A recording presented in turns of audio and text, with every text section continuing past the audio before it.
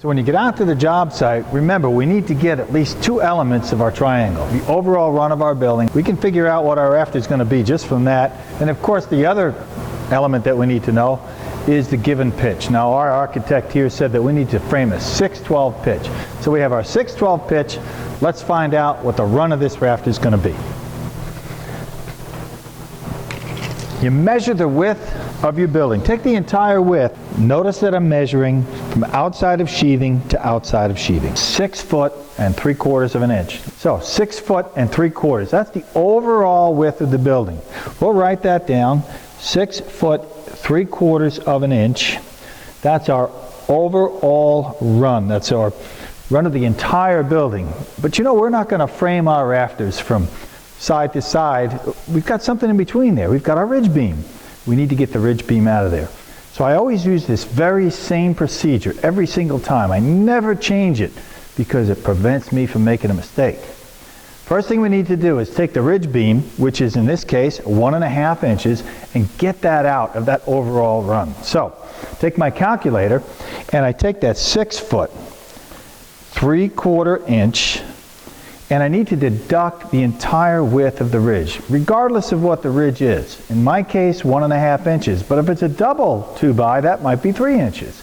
I'll take that entire measurement out. So I go -1 inch 1/2, and I end up with 5 foot 11 1/4. I'm going to write that down, 5 foot 11 1/4 inch. That's my adjusted overall. So we have 5'11 1/4, but our rafter, it's only going to go half of that building. So I need to divide that by 2. So I put divide 2, and here I get the run of this rafter, which I put down. The run is 2 foot 11 5/8 of an inch. That's the number that I'm looking for, the run of the rafter. So let's enter that as run. Now the other element that I'm looking for was what? That was pitch. 6-inch pitch. The calculator is completely ready to do all our calculations. All I need to do is press a few keystrokes. First thing I want to know is my rafter length. I hit diagonal. So I'll put down my diagonal here. That's 3 foot 3/13/16. And one other thing that's really helpful, it's the rise. And I'll tell you about that in just a minute. We press rise. Put this down is 1 foot 5/13/16. See the precision that we're working to? You can't step off with a framing square to that type of precision, but my calculator gets me right there. And of course, don't forget, this is a 6-inch pitch. So everything's on the template that I'm going to be working with. So I'll run these calculations 3 or 4 times to make sure that I have the exact numbers, that nothing varies, and I'm ready to cut. Personally, I prefer to use a framing square. It just gives me a much more accurate line, easier to lay out, and you'll see how I can use it later on to really lay out the bird's mouth. Saves me a ton of time. First thing I like to do, set of stair gauges. I don't know if you're familiar with them. Stair builders use this on the framing squares. I use them to lay out my rafters. Just speeds up the process a little bit. What I want to do is take my stair gauge, put one that represents the pitch of the rafter. Now we're working with a 6/12, so my stair gauge is going to index the 6 right on the edge of that rafter, and the second one will be on the 12.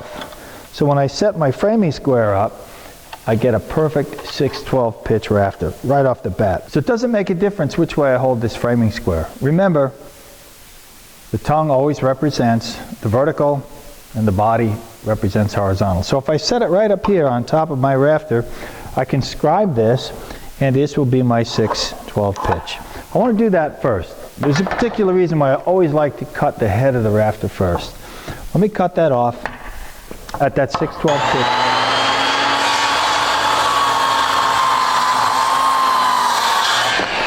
All right, just made a little stand here so you can see it. Remember, what we're looking for is the diagonal measurement of this rafter that we calculated. 3 foot 3/13/16 to that precision. Again, here's why I put that long point on there. Just hook right on, find 3 foot 3/13/16 right there. So I'll take and make our mark. That's the length of that rafter. Take your framing square, still got your gauges on it, and we want to put a parallel line, parallel to that plumb cut of the rafter. Get right on that mark, and draw your parallel line. This is the line that represents the outside of the building. So right up in here is where that seat cut goes. Now remember, we're going to do a 4-inch seat cut. Now the reason for the 4-inch seat cut is because we have a 3.5-inch plate and a 1/2-inch sheathing. Easiest way to do that, take your framing square and pay attention to the numbers here. This is the angle of that seat cut. If I pull that framing square to hit 8 inches on this line, notice this is at 12. Here's 4 inches. 1, 2, 3, 4 inches. Just draw your line. I really don't think much about this. I just go for that 8, or if it's a 3.5-inch seat cut, I'll pull it to the 9.5. So here's our 4-inch seat cut right there. Seat cut's completely marked out. Now while you're here, we've got an overhang to deal with. I want a 6-inch overhang. I slide it back so the 6-inch intersects my line, and now my framing square is exactly 6-inch, and I make that plumb line for the outside of my fascia. While my framing square, this just happens to work out, I can come down, say 4 inches. You want that for your subfascia. Slide your framing square and mark again.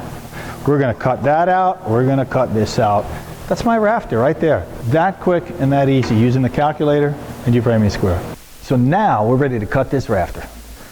One thing when you're cutting your rafter, always take time to set yourself up to work comfortably.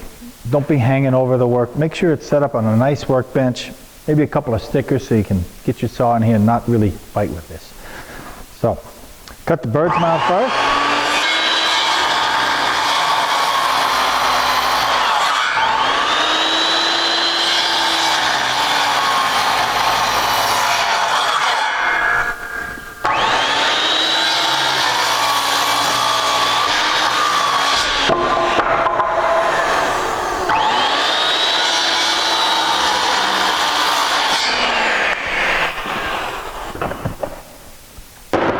And that's it.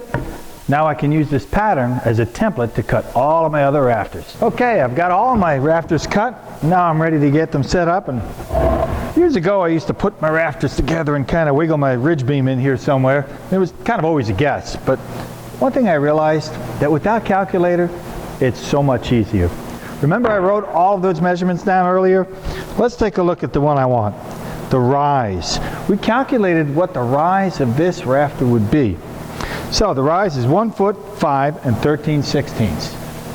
How does that relate to where my ridge beam is going to go? Well, the only way I can do that is with a story pole. Let me show you how to do that. It's real easy. We know the rise. We had calculated that earlier, but there's one other dimension that's going to affect how high that story pole is going to be, where our measurement's going to be, and that's the height above plate. Let me show you. If I take my rafter and I set it on my plate, notice that the calculator, when it calculated this rafter, it calculated from the very outside edge of this building, but the rafter sticks way above that. That's 4 inches or so up above it. So this area here is called the height above plate. How much this rafter projects in this plumb line above the plate of the building. What I want to do is take my measurement right along that line, and what I found is that I have a 4-inch height above plate, critical dimension. So I'm going to write that down right now on my rafter. My HAP is 4 inches.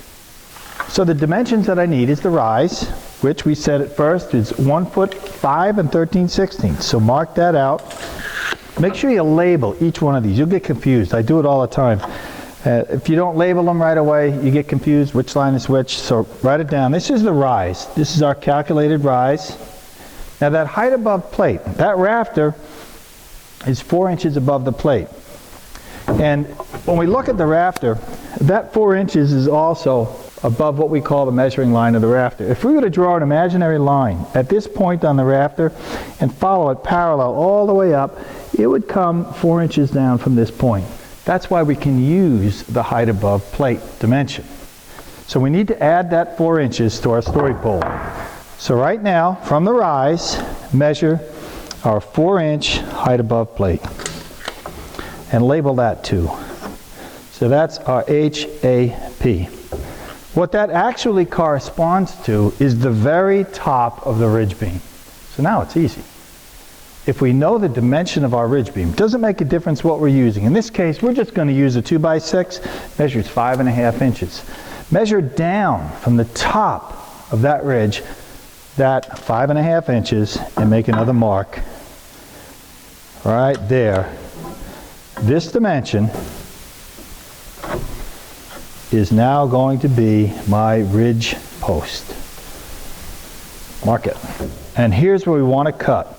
One suggestion, this is a little tiny set that we're working off of, but if it's a much larger building, there's some variations in building height. What I'll typically do is cut 1/4 to 1/2 inch short of that mark. That allows me, when I put it together, to be able to shim the ridge exactly to the position that I want.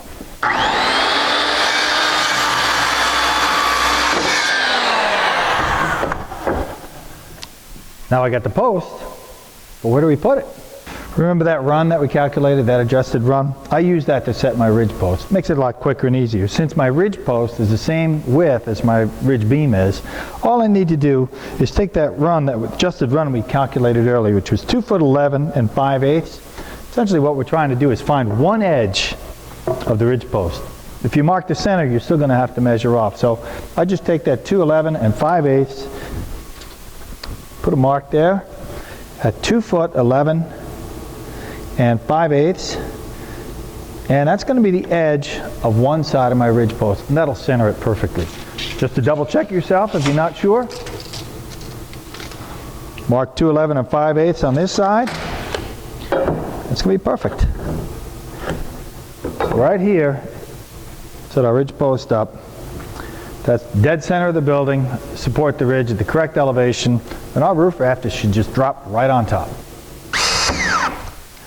See how easy that is? Setting the ridge post first really makes it easy. Let me just review that with you.